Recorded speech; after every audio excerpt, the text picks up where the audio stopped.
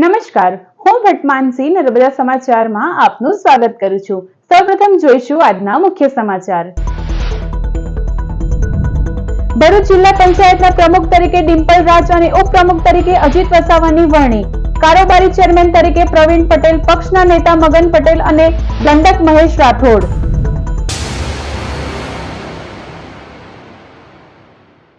ભરૂચ જિલ્લા પંચાયતમાં બીજી વખત ભાજપની સ્પષ્ટ બહુમતી સાથે પ્રમુખ તરીકે ડિમ્પલ રાજ અને ઉપપ્રમુખ તરીકે અજીત વસાવાની વરણી।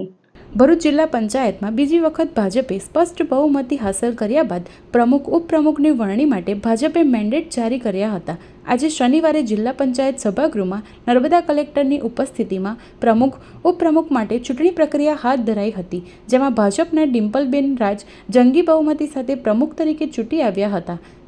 એવી જ રીતે અજીત વસાવા 26 મતે ઉપપ્રમુખ તરીકે ચૂંટી આવ્યા હતા। સામે પક્ષે આપના ઉમેદવારને માત્ર 5 મત મળ્યા હતા। જિલ્લા પંચાયત કારોબારી અધ્યક્ષ તરીકે પ્રવીણ પટેલ, પક્ષના નેતા તરીકે મગન પટેલ અને દંડક તરીકે મહેશ રાઠોડની વરણી કરવામાં આવી હતી। ઉપસ્થિત સભ્યો, આગેવાનો, પદાધિકારીઓએ નવનિયુક્ત પ્રમુખ, ઉપપ્રમુખ તેમજ અન્ય પદાધિકારીઓને અભિનંદન પાઠવ્યા હતા। તમામ ભારતીય જનતા પાર્ટીનો હું આભાર વ્યક્ત કરું છું। તેમજ આપણા ગુજરાત રાજ્ય, આપણા ભારત દેશના લોકપ્રિય વડાપ્રધાન શ્રી નરેન્દ્રભાઈ મોદી સાહેબનું સપનું છે કે આપણો દેશ વિકસિત થાય, તે માટે હું વિકાસના કામો માટે પ્રયત્ન કરીશ। આ નિમણૂકને અમે બધા ભારતીય જનતા પાર્ટી અને ભારતીય જનતા પાર્ટીના કાર્યકર્તાઓ થકી અમે એમને વધાવીએ છીએ અને ભરૂચ જિલ્લાની જનતાને વિશ્વાસ અપાવીએ છીએ કે પારદર્શક વહીવટ જિલ્લા પંચાયત તરફથી કરવામાં આવશે। સત્તા પક્ષને એકલતું નહીં લાગે એના માટે અમે એક મજબૂત વિપક્ષ તરીકે અમે કામ કરીશું અને આવનારા સમયમાં ભરૂચ જિલ્લાની જનતા માટે જે પણ વિપક્ષ તરીકે જે પણ કાર્યો કરવાના આવશે અમે મજબૂત વિપક્ષ તરીકે અમે એ કાર્યો કરીશું। વૈશ્વિક પરિસ્થિતિઓને ધ્યાનમાં રાખી તેલ કંપનીઓએ પેટ્રોલ અને ડીઝલના ભાવમાં 10 દિવસમાં ત્રીજી વખત વધારો કર્યો છે। દેશભરમાં પેટ્રોલ અને ડીઝલના ભાવમાં ફરીવાર વધારો નોંધાયો છે। પેટ્રોલમાં પ્રતિ લિટર 87 પૈસા અને ડીઝલમાં પ્રતિ લિટર 91 પૈસાનો વધારો થયો છે। 4 વર્ષ બાદ પેટ્રોલ અને ડીઝલના ભાવમાં 10 દિવસમાં ત્રીજી વખત ફેરફાર કરવામાં આવ્યો છે, જેના કારણે સામાન્ય લોકોના બજેટ પર સીધી અસર જોવા મળી રહી છે, જેના કારણે આંતરરાષ્ટ્રીય બજારમાં ઓઇલના ભાવમાં સતત વધારો નોંધાઈ રહ્યો છે। તેલ કંપનીઓએ વધેલા ખર્ચને ધ્યાનમાં રાખીને દેશમાં પેટ્રોલ અને ડીઝલના નવા ભાવ લાગુ કર્યા છે।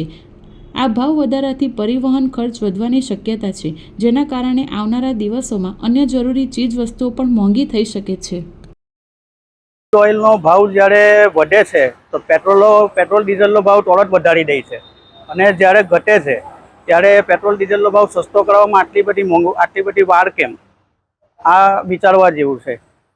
ત્યાર પછી છે લોકોને શાકભાજી મોંઘું થઈ ગયું છે, રોજિંદી ચીજ વસ્તુ મોંઘી થઈ રહી છે, પબ્લિકને આનો ખૂબ અસર પડી રહ્યો છે। ભરૂચવાસીઓએ પાણી કાપ માટે તૈયાર રહેવું પડશે। શહેરના નાગરિકો માટે એક અગત્યના સમાચાર સામે આવ્યા છે। ભરૂચ નગરપાલિકા દ્વારા જાહેર કરાયેલ સત્તાવાર માહિતી મુજબ આગામી 24 મેથી 15 જૂન સુધી શહેરીજનોએ પાણી કાપનો સામનો કરવો પડશે। સરદાર સરોવર નર્મદા નિગમ લિમિટેડ દ્વારા અમલેશ્વર બ્રાન્ચ કેનાલમાં જરૂરી રિપેરિંગ કામગીરી હાથ ધરવામાં આવનાર હોવાથી આ નિર્ણય લેવાયો છે। નગરપાલિકાના મુખ્ય અધિકારી હરીશ અગ્રવાલે જણાવ્યું છે કે આ સમયગાળા દરમિયાન માતરિયા તળાવના સંચિત પાણી તેમજ ટ્યુબવેલના પાણી મારફતે ભરૂચ શહેરના વિવિધ વિસ્તારોમાં સમયબદ્ધ પાણી વિતરણ કરવામાં આવશે। 15 જૂન બાદ કેનાલમાં પાણી છોડાતા જ પુરવઠો પૂર્વવત થઈ જશે। મે જૂનની આકરી ગરમી વચ્ચે પાણીની અછત રોજિંદા જીવન પર સીધી અસર કરશે। રાંધવા, કપડાં ધોવા, વાસણ સાફ કરવા અને ઘરગથ્થુ સફાઈ જેવી જરૂરી કાર્યોમાં મુશ્કેલીઓ ઊભી થઈ શકે છે। ગરમીના દિવસોમાં સામાન્ય રીતે પાણીની જરૂરિયાત વધુ રહેતી હોવાથી આ સમયગાળો નાગરિકો માટે વધુ પડકારજનક બની શકે છે। ભરૂચ સ્ટેશન રોડ પર એસટી બસ અને એક્ટિવા વચ્ચે અકસ્માત થતાં મહિલા ગંભીર રીતે ઈજાગ્રસ્ત થઈ હતી। ભરૂચ શહેરના સ્ટેશન રોડ પર આવેલ સિટી સેન્ટર બહાર અકસ્માત સર્જાયો હતો। મળતી માહિતી મુજબ એસટી બસના ચાલકે એક્ટિવા ચાલકને અડફેટે લેતા અકસ્માત સર્જાયો હતો। અકસ્માતમાં એક્ટિવા ચલાવતી મહિલાને ગંભીર ઈજાઓ પહોંચી હતી। ઘટનાને પગલે આસપાસના લોકો તરત જ મદદે દોડી આવ્યા હતા અને ઈજાગ્રસ્ત મહિલાને સારવાર અર્થે નજીકની હોસ્પિટલ ખાતે ખસેડવામાં આવી હતી। ઘટનાને સ્થળે થોડા સમય માટે ટ્રાફિક જામ જેવી સ્થિતિ પણ સર્જાઈ હતી। ઘટના સ્થળે થોડા સમય માટે ટ્રાફિક જામ જેવી પરિસ્થિતિ પણ સર્જાઈ હતી. પ્રાથમિક માહિતી અનુસાર એસટી બસ રોંગ સાઈડમાં ઘૂસી આવતા અકસ્માત સર્જાયો હોવાનું સામે આવ્યું છે. સમગ્ર ઘટનાને લઈ સ્થાનિક લોકોમાં રોષની લાગણી જોવા મળી હતી. ઘટનાની જાણ થતાં પોલીસ પણ સ્થળ પર પહોંચી હતી અને આગળની તપાસ હાથ ધરી હતી. અંકલેશ્વર શહેર પોલીસ મથકના પીઆઈ પીજી ચાવડાની અધ્યક્ષતામાં આગામી તહેવારને લઈ શાંતિ સમિતિની બેઠક મળી હતી. બકરી ઈદનું પર્વ શાંતિભર્યા વાતાવરણમાં સંપન્ન થાય તે માટે અંકલેશ્વર શહેર પોલીસ મથકના પીઆઈ પીજી ચાવડાની અધ્યક્ષતામાં આગામી તહેવારોને લઈ શાંતિ સમિતિની બેઠક મળી હતી, જેમાં વિવિધ મુદ્દે ચર્ચા વિચારણા કરવામાં આવી હતી. આ બેઠકમાં કોઈ પણ અનિચ્છનીય ઘટના કે સોશિયલ મીડિયામાં ખોટા મેસેજ વાયરલ કરતા પહેલા તેની ખરાઈ કરવા સાથે શાંતિભર્યા માહોલમાં તહેવારોની ઉજવણી કરવામાં આવે તેવી અપીલ પોલીસ દ્વારા કરવામાં આવી છે. આ બેઠકમાં નગરપાલિકા પ્રમુખ જિગ્નેશ અંડાડિયા, શહેર ભાજપ પ્રમુખ ધર્મેન્દ્ર પુષ્કરના, મુસ્લિમ સમાજના આગેવાન વસીમ ફળવાલા સહિતના હિન્દુ મુસ્લિમ આગેવાનો ઉપસ્થિત રહ્યા હતા.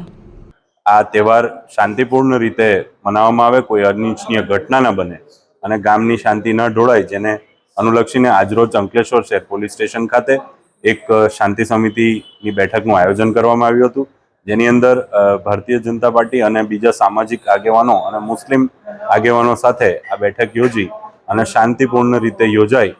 સરકારની ગાઈડલાઇનના વિરુદ્ધ કોઈ પણ પ્રકારની કોઈ ગેરકાયદેસરની કુરબાની ન થાય તેના વિશે સૂચનો કરવામાં આવ્યા અને આવનાર તહેવાર શાંતિ અને એકલાસના વાતાવરણમાં ઉજવાય તે જ અભ્યર્થના સાથે જય હિન્દ, જય ભારત.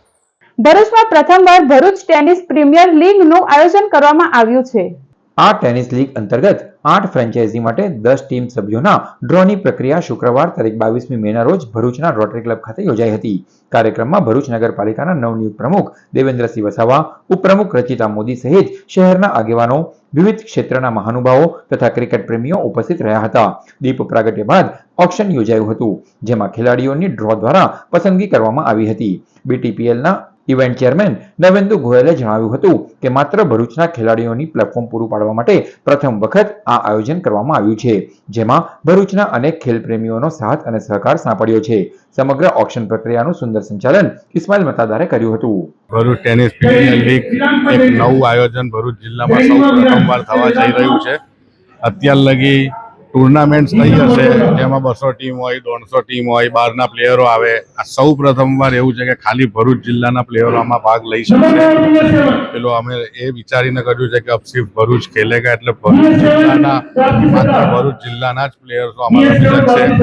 8 ટીમ છે, 8 ટીમ માલિકો હશે ને બિલકુલ આઈપીએલના ફોર્મેટથી ઓક્શન બેઝ આ ટુર્નામેન્ટ અમે કરવા જઈ રહ્યા છીએ. બહુ વર્ષોથી હું ક્રિકેટથી દૂર હતો, પણ મારા મિત્રો જે આ લાઈનમાં છે એ લોકો મારી પાસે આવ્યા કે એક સારી ડિસિપ્લિન વાળી ટુર્નામેન્ટ થાય, એટલે એ લોકોએ મને આમાં ચેરમેન તરીકે જવાબદારી સોંપી છે. ઈમાનદારીથી નિભાવીશ અને ક્રિકેટમાં ઊંચું થાય એવા મારા પ્રયત્ન રહેશે.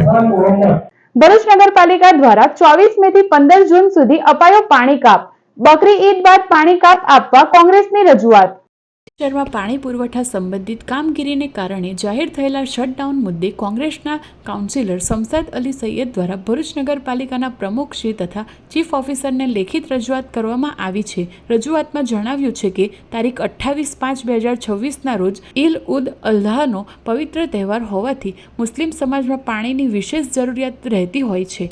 ખાસ કરીને પાણીનો વપરાશ સામાન્ય દિવસો કરતાં તહેવારના દિવસે વધુ રહે છે. આવી સ્થિતિમાં દિવસમાં માત્ર એક વખત પાણી પુરવઠો આપવામાં આવે તો શહેરના અનેક વિસ્તારોમાં નાગરિકોને મુશ્કેલીઓનો સામનો કરવો પડી શકે છે.